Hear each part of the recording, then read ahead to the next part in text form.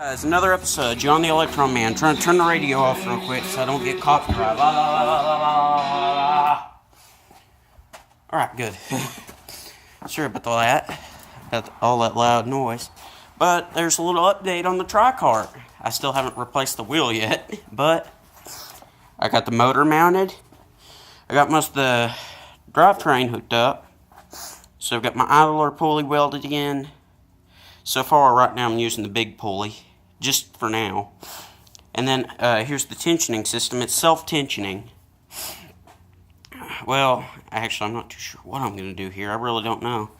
If I pull back on it, if I push or pull on it, either way, it'll tighten it up. So, best bet is to go with right in the center and have a line hooked up.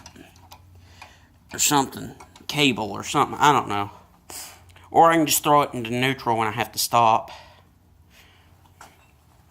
But, so far I've got the engine mounted. And, this is the engine that come off of the Redneck Chariot from the last video. Or one of the previous ones. And it's still got the water pump pulley on it, believe it or not. But it's working for me, so I'm good with it. As long as it does what I need it to, I really just don't care. As long as it holds up and does what I want it to. Exactly. Anyhow, about the only changes that have been since the last video, and believe it or not, it was actually a little more difficult than I thought, is the self-tensioning idler pulley, and the engine's been mounted, that pulley, and the belt's been put around everything for fitting. It's loose, and I want it loose, just in case I'm going to use the brake setup. But I'm not even sure what I'm doing right now, so I'm new at this. I can't help it. I try. Give me credit for it, please. But anyhow, it's a little more difficult than expected. Well, I could probably use that. I'm going to extend it out a little bit so that way brake works when I need it to. But anyhow, it's slow, but it's getting there. It's actually working out for me, so. The Tricart is, I'd say, halfway through the project.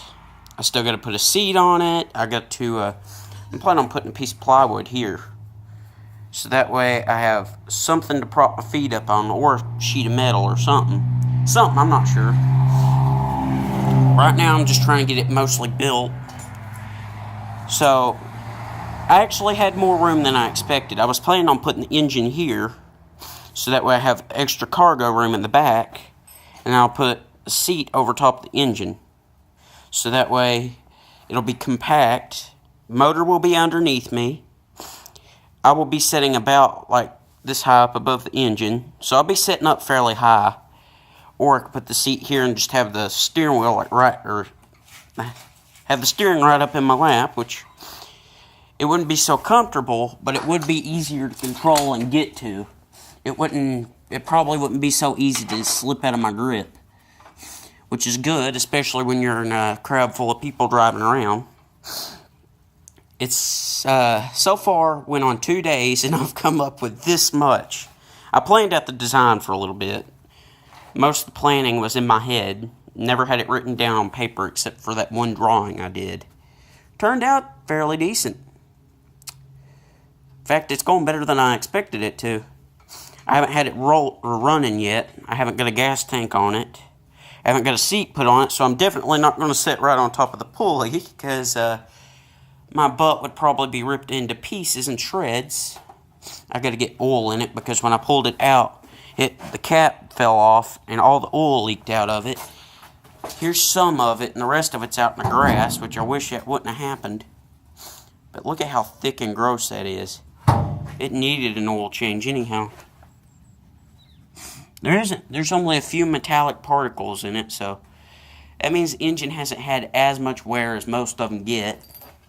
But the valves is warped in it, so it just doesn't have that much torque like it used to. Let's see. It's holding my weight.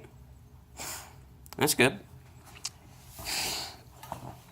Anyhow, I have a lot more cargo room than I expected I'd have, so I'm going to nick that off at the edge, cut a notch around it and put a board up here right against the engine all the way back to the end of it after I cut that off. So that way I have cargo space to put like coolers and stuff, or if somebody wants to ride, they can sit on it. That wasn't meant to be that wasn't intended to be dirty in any form or fashion.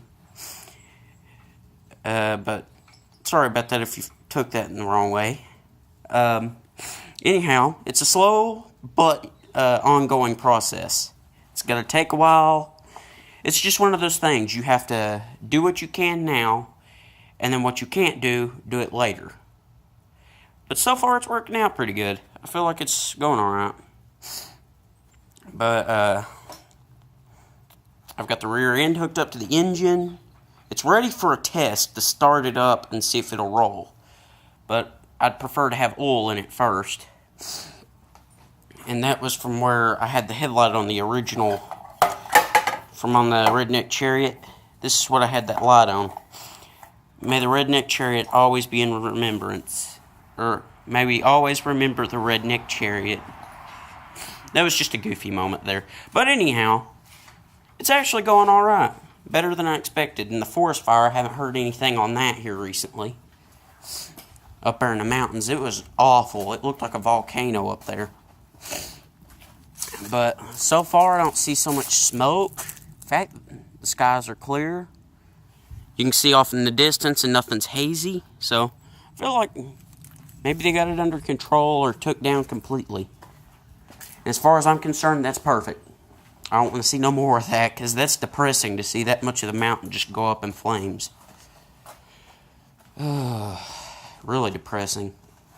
It's a thing of the past. Well, actually, it might still be ongoing, but hopefully not.